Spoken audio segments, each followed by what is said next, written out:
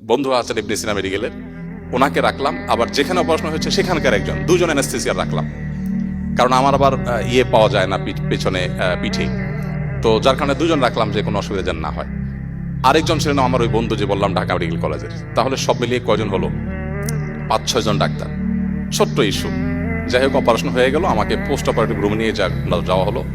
আমার তো যা যায় অবস্থা, কালিমা তো এবার কালিমা শাহাদা একটু পরপর পড়ি, আল্লাহ না জানি চলে যাই, কি অবস্থা হয় না হয়।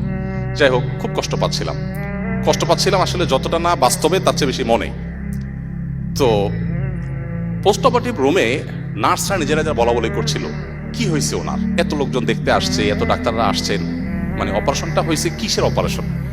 নতুন ডিউটিতে আসা নার্স অন্য নার্সকে জিজ্ঞাসা করতেছে। তো নার্স যখন বলল যে এটা হয়েছে, রোগটার কথা বললো যে এটা এই অপারেশন হয়েছে, তখন নার্স যিনি প্রথম জিজ্ঞাসা করছেন, তখন সে সহকর্মী